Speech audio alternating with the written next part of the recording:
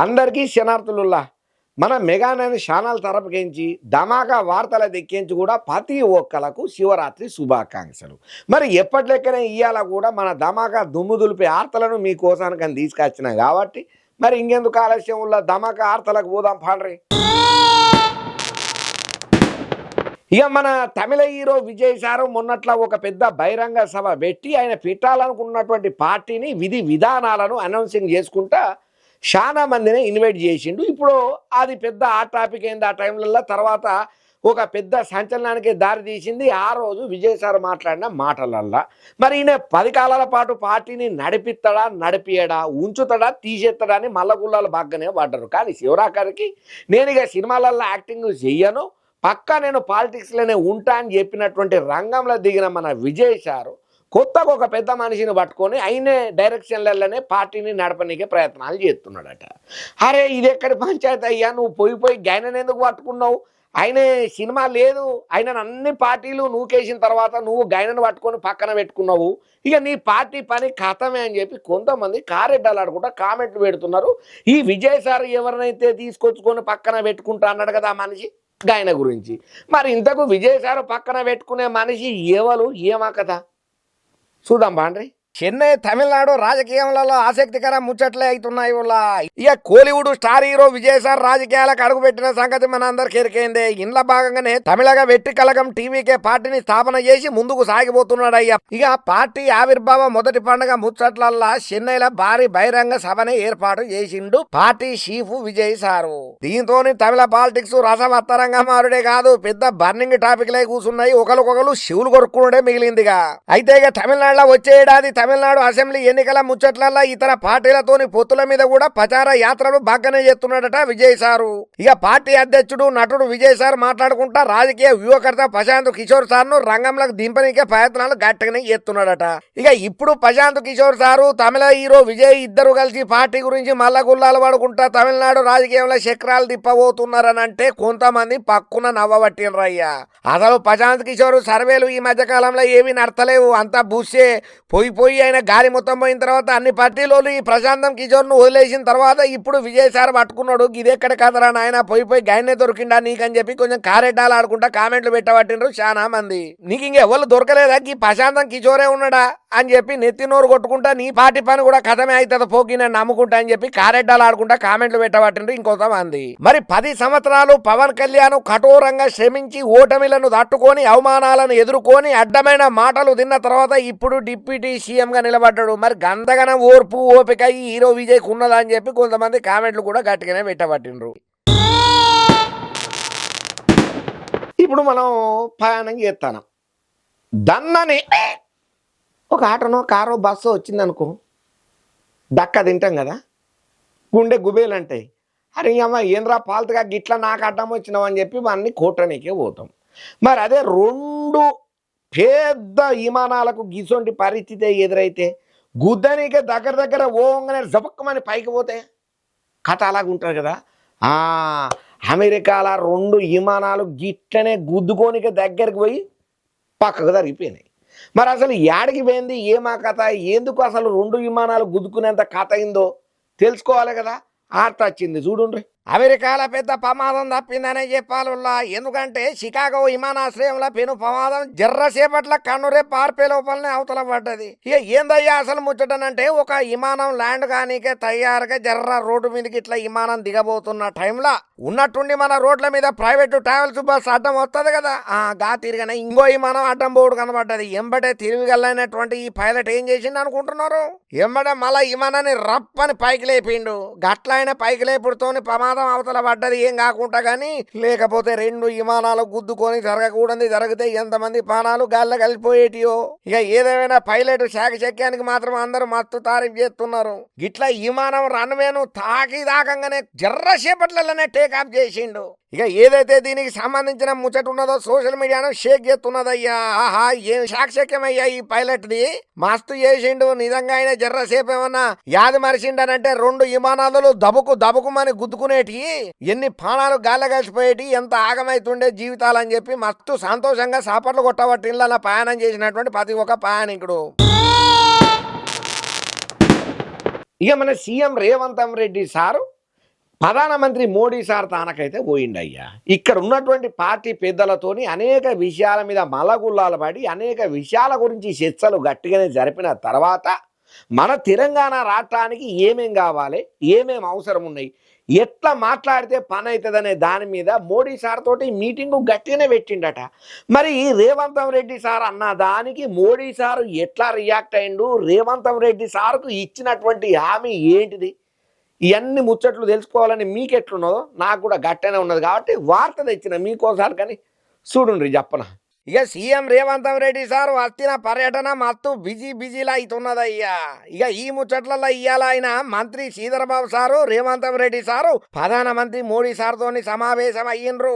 ఇక ఈ భేటీలో ముఖ్యంగా మాట్లాడుకున్న ముచ్చట్లల్లో రాష్ట్రంలో బీసీ రిజర్వేషన్లకు చట్టబద్ధత, కులగణనతో పాటు ఎస్సీ ఉపకులాల వర్గీకరణ బిల్లుల మీద చర్చలు గట్టిగానే జరిపినరట మోడీ సార్తోని. ఇక సెకండ్ ఫేజ్ లో భాగంగా మెట్రో రైలు కారిడార్ ను నగర శివారు ప్రాంతాలకు విస్తరణ చేసేటట్టు చేపట్టాలే చర్యలని చెప్పి డిపిఆర్ ను పదానికి సీఎం సార్ వివరణ ఇచ్చుకుంటూ వచ్చిండట. అయితే ఇప్పటికే మెట్రో రైలును శంషాబాద్ అంతర్జాతీయ విమానాశ్రయం నుంచి ముచ్చర్లలో ఉన్నటువంటి ఫ్యూచర్ సిటీ వరకు విస్తరించేందుకు ఇప్పటికే పకడ్బందీగా ప్రణాళికలను రూపాంతరం అయితే చేసిండ్రయ్యా. ఇక ఈ మేరకు హెచ్ఎండిఏ, టీజీ, ఐఐసి, హెచ్ఎంఆర్ కలిసి సర్వే నిర్వహణ చేసిల్లు. దాదాపు 22 కిలోమీటర్ల మేర మెట్రో రైలు ట్రాక్ నిర్మాణం కాబోతున్నదట. మూసి పునరుజ్జీవనం, ట్రిపుల్ పాటు ఫ్యూచర్ సిటీకి కేంద్ర ప్రభుత్వం నుంచి మాకు సాయం కావాలని చెప్పి కోరినట్లుగా తెలుస్తున్నదయ్యా. ఇంకా అట్లనే రాష్ట్రంలో పెండింగ్ లో ఉన్న ప్రారంభించబోయే పలు ప్రాజెక్టులకు సంబంధించి నిధుల గురించి కూడా రాష్ట్ర విభజన చట్టంలో వివిధ రకాల పెండింగ్ సమస్యలను చర్చించినట్లుగా సమాచారం అయ్యా. ఇక చివరిగా ఎస్ఎల్బీసీలో ఇరక్కబోయినటువంటి కార్మికులను బయటకు తీసుకొచ్చేందుకు కొనసాగుతున్నటువంటి రెస్క్యూ ఆపరేషన్ ఉన్నది కదా, ఆ వివరాలను కూడా ప్రధాన మోడీ సార్కు CM Revanth Reddy sir clear cut గా వివరించి చెప్పిండట. ఇక ఇట్లా రేవంత్ రెడ్డి సారు ప్రధానమంత్రి మోడీ సార్ ను కలిసిన ముచ్చట్లలో బీఆర్ఎస్ నాయకులు తగ్గేదే లేదనుకుంటా మాటల తూటాలనైతే వేలుస్తున్నారు. సోటామియా బడామియా మళ్ళా కలుసుకున్నారనంటే ఏదో మతలబే ఉన్నది. వాళ్ళు రెండు వేరే వేరే పార్టీలు కాదు, వాళ్ళు ఇద్దరు ఒక్కటే అని జరంతా కారెడ్డాలాడుకుంటా కామెంట్ కూడా పెట్టబట్టినరా అయ్యా. ఇప్పుడు రేవంత్ రెడ్డి సారు మోడీ సార్ ను పోయి కలిసిన ముచ్చట్లల్లా. ఇప్పుడు నేను చెప్పబోయే వార్త ఇంటే మాత్రం మీరు మత్తు ఖుషి అవుతారు వల్ల. ఇది ప్రతి ఒక్క ఆంధ్రప్రదేశ్ పబ్లిక్ ఆనందపడాల్సినటువంటి ముచ్చట. కేంద్రం మనకు అద్భుతమైనటువంటి ఆఫర్లు ఇచ్చింది, ఫండ్స్ ను రిలీజ్ చేసింది. దీని మీద చంద్రాల సారు ఫుల్ హ్యాపీగా ఉన్నాడు, పవనాల సార్ అయితే మస్తు సంబరంగా ఉన్నాడు. ఇక ఆంధ్రప్రదేశ్ పబ్లిక్ ఈ ముచ్చట ఎప్పుడైతే ఎరికేందో ఒక్క వశం అయితే లేదయ్యా వాళ్ళని అప్పుడు. మరి మోడీ సారు గంతగనము ఆంధ్రప్రదేశ్ రాష్ట్రానికి ఏం నిధులు ఇచ్చిండు, ఎంత ఇచ్చిండు, దేనికోసానికని ఇచ్చిండు తెలుసుకోవాలి కదా. గీసొంత అర్థం తెలుసుకోకపోతే అమ్మతోడు నిద్ర పట్టదు. నడుండ్రి. మహాశివరాత్రి సందర్భంగా ఆంధ్రప్రదేశ్ కు కేంద్ర ప్రభుత్వం తీపి ముచ్చటనే చెప్పిందుల్లా. రాష్ట్ర అభివృద్ధికి ప్రత్యేక మూలధన సాయం కింద 397 కోట్లు మంజూరు చేసింది. ఇక ఈ నిధులను మౌలిక వసతుల కల్పన, అభివృద్ధి ప్రాజెక్టుల కోసానికని వినియోగం చేసుకోవచ్చట. కేంద్రం మొత్తం 2530 కోట్లు కేటాయించగా మొదటి విడతల 6 రాష్ట్రాలకు 615 కోట్లను మంజూరు చేసింది. ఇందులో భాగంగా అంటే 397 కోట్లు ఒక్క ఆంధ్రప్రదేశ్ కే కేటాయించిందయ్యా. ఇక కేంద్ర ప్రభుత్వం కేరళ, మధ్యప్రదేశ్, గోవా, అస్సాం, హిమాచల్ ప్రదేశ్ తో పాటు ఆంధ్రప్రదేశ్ కు కూడా ప్రత్యేక సాయాన్ని అందించిందయ్యా.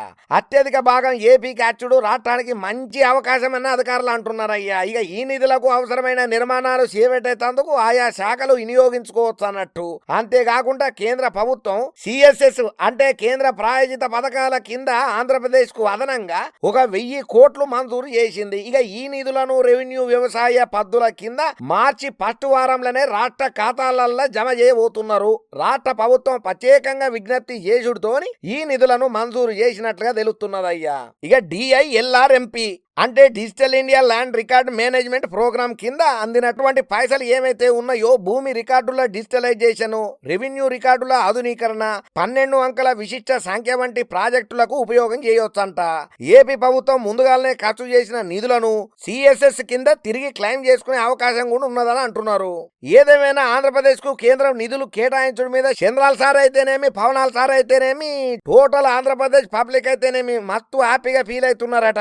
ఏదైనా చంద్రాల్ సారు పవనాల్ సార్ ఉన్నందుకే మన ఆంధ్ర రాష్ట్రానికి ఇంతగానం ఫండ్స్ వచ్చినాయి. ఇంకా నిజంగా వీళ్ళిద్దరు సూర్య చంద్రులు లెక్కనే మన ఆంధ్ర రాష్ట్రాన్ని పరిపాలిస్తుంటే ఆనందంగా ఉన్నదని చెప్పి సాపట్లు కొట్టబట్టిండ్రు ఈ ముచ్చట ఎరికైన ప్రతి ఒక్కరు.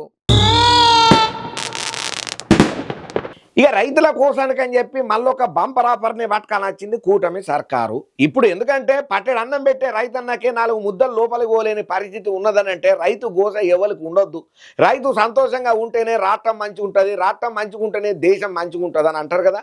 అందుకని చెప్పి కూటమి సర్కారు బగ్గా ఆలోచన చేసి రైతులకు ఉన్నటువంటి పైసల తక్లీఫ్లను తీసేటందుకు వాళ్ళ అకౌంట్లకు పైసలను జమ చేయబోతున్నది. మరి ఎంతగానం పైసలను జమ చేయబోతున్నారు, ఏమా లెక్క, ఎవరికి అందిస్తారనంటే ఆ వార్త తెలవాలంటే ఈ వార్త మీరు పురాగా చూడాల్సిందే. రైతులకు ఏపీల కూటమి సర్కారు ఒక శుభవార్తనే చెప్పిందుల్లా. అసెంబ్లీ సాక్షిగా సీఎం చంద్రబాబు సారు రాష్ట్ర రైతులకు శుభవార్త చెప్పిండు.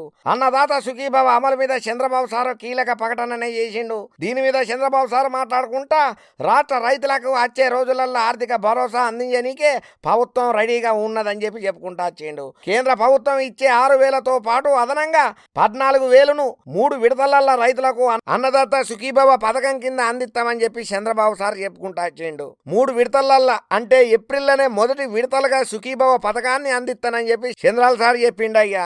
ఇక ఈ సహాయాన్ని రైతు భరోసా పథకం కింద కేంద్ర కిసాన్ సమ్మాన్ నిధితోని కలిసి పంపిణీ చేయబోతున్నట్లుగా క్లియర్ కట్ గా చెప్పిండయ్యా చంద్రాల్ సారు. రైతుల అభివృద్ధికి కూటమి ప్రభుత్వం కట్టుబడి ఉన్నదని, ఎన్నికల టైంలో ఇచ్చిన హామీలను ఖచ్చితంగా అమలు చేస్తామని ఈ సందర్భంగా చంద్రబాబు సారు చెప్పిన మాట ఏదైతే ఉన్నదో ఆ మాట ఇన్న ప్రతి ఒక్కరు సాపట్లు కొట్టబట్టిండ్రు. కూటమి ప్రభుత్వం రైతుల సంక్షేమం కోసమే ఉన్నది, వాళ్ళ కోసమే కట్టుబడి ఉన్నదని చెప్పి చంద్రబాబు సార్ గట్టిగానే చెప్పిండు. గత ప్రభుత్వ అవ్యవస్థ వల్ల రైతులు ఘోరంగా నష్టపోయారు. ఇప్పుడు కొత్త ప్రభుత్వం రైతులకు అండగా నిలిచి వాళ్ళ అభివృద్ధికి కృషి చేస్తుందని చెప్పి చెప్పుకుంటూ వచ్చిండు.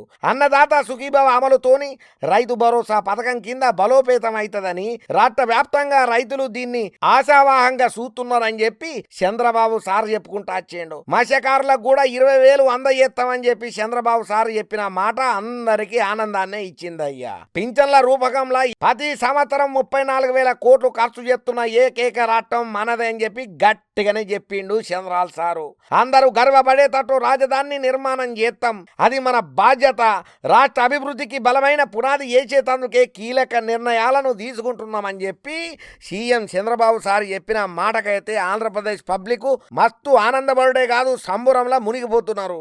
ఏదేమైనా చంద్రాల్ సార్ ఇప్పుడు ఇస్తున్నటువంటి రైతు భరోసా గాని, మత్స్యకారులకు ఆసరాలు గాని అన్ని కూడా రాబోయే రోజులలో ఆంధ్రప్రదేశ్ ను ఇంకా అభివృద్ధి పదంలో ముందరికి తీసుకుపోనికే మస్తు ఉపయోగపడుతుందని చెప్పి తారీఫ్ చేయబట్టిండు చంద్రాల్ సార్ మాటలిన ప్రతి ఒక్క కామను మనిషి.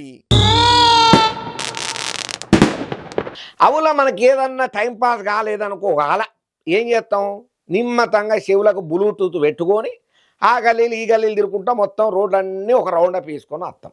లేదుగా ఇంట్లో ఆమె లొల్లి పెడుతున్నదయ్యా అనంటే ఏ పార్కుకో సినిమాకో షికారుకో పిక్నిక్కో తీసుకొని పోతాం. ఇక మన ఇంట్లో ఉన్న సంటి పొలగాల్లో లేదో నాయన నన్ను తీసుకోవో అని ఒకటే లొల్లి పెడతా అంటే ఏడకు తీసుకుపోయేడుతున్నది, ఒక్క జూ పార్కే ఉన్నది. ఇక ఈ జూ పార్కు ముచ్చటకొస్తే లేనోళ్ళ దగ్గర నుంచి ఉన్నోళ్ళ కరోడ్పతి దాకా అందరూ పోవచ్చు అయ్యా. సేమ్ విజిటింగ్ ఉంటుంది.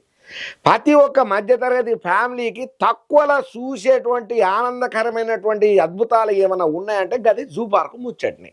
ఎందుకంటే చిన్న ఫ్యామిలీ కూడా చింత లేకుండా అందులో ఎంజాయ్ చేయొచ్చు. మరి అసొంటి పార్కుకు పైసలు ఎక్కువ పెంచితే ఉన్నట్టుండి రేట్లు పెంచి వచ్చేటువంటి ఎవరైతే ఉన్నారో జూ పార్కు చూసేటోళ్ళకు జేబులకు సిల్లులు పెడితే గోసుంటుంది కదా. గసొంటి గోస ముచ్చటనే జూ పార్క్ ఒకటి పట్టుకుని వచ్చింది. ఏమా కథ, ఏమా స్టోరీ చూద్దాం పాండ్రి. హైదరాబాద్లో నెహ్రూ జూ పార్కు పర్యాటకులకైతే భారీ శాఖ ఇచ్చిందయ్యా జూ పార్కు యాజమాన్యం. ఆగో ఉన్నట్టుండి గిదెక్కడి శాఖ అయ్యానంటే zoo and park authority of Telangana 13న గవర్నింగ్ బాడీల కీలక నిర్ణయాలను తీసుకున్నది జూ పార్కు యాజమాన్యం. ఇక ఈ ముచ్చట్లల్లో మార్చి 1వ తారీఖు నుంచి జూ పార్కుల అన్ని రకాల రేట్ల టికెట్లు విరగబోతున్నాయట. అయితే అప్పట్లో మనం గతంలో చూసుకుంటే పెద్దోళ్లకు 70 రూపాయలు ఉండేది, పిల్లలకు 45 రూపాయల టికెట్ ఎంట్రీ ఉండేది. అయితే ఈ మార్చి 1 నుంచి పెద్దోళ్లకు 100 అవుతున్నది, పిల్లలకు 50 రూపాయల చొప్పున వసూలు చేద్దామని డిసైడ్ అయిపోయిందట జూ పార్కు యాజమాన్యం. ఇక అట్లనే ఫోటో కెమెరా అనుమతి కోసానకని చెప్పి 150 రూపాయలు, ఒకవేళ కాకుండా మీరు వీడియో తీసుకోవాలని అనుకుంటే 2500 రూపాయలు. అట్టిట్లా కాదు, మేము షార్ట్ ఫిల్మ్లు వేసుకుంటాం లేకపోతే ఇంకేదైనా సినిమా చేస్తాం అని కమర్షియల్ గా కనుక మీరు ఆలోచన చేస్తే షూటింగ్ కోసానికని చెప్పి 10,000 రూపాయలను వసూలు చేయబోతున్నదట. అంతనే కాకుండా ట్రైన్ రైడ్ కోసానికైతే 20 నిమిషాలు పెద్దోళ్లకు 80 రూపాయలు, ఇక పిల్లలకైతే 40 రూపాయలను నిర్ణయం చేసిల్లయ్యా. ఇక బ్యాటరీ ఆపరేటెడ్ అయితే పెద్దోళ్లకు 120, పిల్లలకు 70 చొప్పున వసూలు చేయబోతున్నారు. ఇక సఫారీ డ్రైవ్ సిఎన్జి బస్సు 20 నిమిషాలకు, ఏసీ అయితే 150 రూపాయలు, నాన్ ఏసీ అయితే 100 రూపాయల చొప్పున వసూలు చేయబోతున్నారయ్యా. 11 సీట్లు గల న్యూ బ్యాటరీ ఆపరేటెడ్ బండ్ల 60 నిమిషాల పాటు షికారు చేస్తే 3000 రూపాయలను, 14 సీట్ల బీఓవి ఎక్స్క్లూజివ్ బండ్ల కలియ తిరిగితే మాత్రం 4000 రూపాయలను వసూలు చేస్తారట. అంతనే కాకుండా నెహ్రూ జూ పార్కింగ్ పార్కింగ్ ఫీజును కూడా పెంచిల్లయ్యా. సైకిల్ కైతే 10 రూపాయలు, బండ్లకైతే 30 రూపాయలు, ఆటోకు 80 రూపాయలు, ఇక జీప్ అయితే 100 రూపాయలు వసూలు చేయబోతున్నారు. ఇక టెంపో తుఫాను బండ్లకైతే 150, 21 సీట్లున్న మినీ బస్సుకు 200, 21 సీట్ల మీదికెంచి ఉన్న బస్సుకు 300 చొప్పున పార్కింగ్ ఫీజులు కట్టాల్సి వస్తుంది అని చెప్పి జూ పార్కు యాజమాన్యం అయితే ఫిక్స్ అయి చెప్పిన మాట. ఏదేమైనా జూ పార్కు యాజమాన్యం ఈ తీరుగా రేట్లు పెంచుతూనే అందరూ ఆహా ఓహో ఇదెక్కడ లెక్కలు గింతగనం ఏదో 5-10 పెంచాలి కానీ ఏకంగా 40, 50, 100 పెంచుకుంటా పోతే లేనోళ్ళు ఉంటారు, ఉన్నోళ్ళు ఉంటారు. మేము సంటి పిల్లగాళ్ళని వేసుకొని గిన్ని ఖర్చులు పెట్టుకొని పట్నంకి వచ్చి హైదరాబాద్లో జూ పార్కును చూద్దామని అనుకుంటే మాతో ఏడైతే ఆస్తులు అమ్ముకోవాలని చెప్పి కామెంట్లు పెట్టబట్టిండ్రు. ఈ జూ పార్కు రేట్లు పెంచిన ముచ్చట ఎరకైనా ప్రతి ఒక్క జంతు ప్రేమికుడు. అబ్బా, మొత్తానికైతే మన ధమాకార్తలు తెచ్చిన కాడికి చెప్పేసినాం కాబట్టి మళ్ళొక్కపారి మీకు శివరాత్రి శుభాకాంక్షలు చెప్తున్నాం అయ్యా. అంతనే కాకుండా మన మెగా9 టీవీని సబ్స్క్రైబ్ చేసుకోండి, లైక్ చేయండి, ఈ వీడియో నచ్చితే కామెంట్ కూడా పెట్టుండ్రి. మళ్ళీ మీకు మంచి ఆర్తలు అత్తనే ఉంటాయి, తెత్తనే ఉంటాయి కాబట్టి మళ్ళొక్కపారి మన ధమాకా దుమ్ము దులుపుడే ఆర్తలల్లా మళ్ళా కలుద్దాం.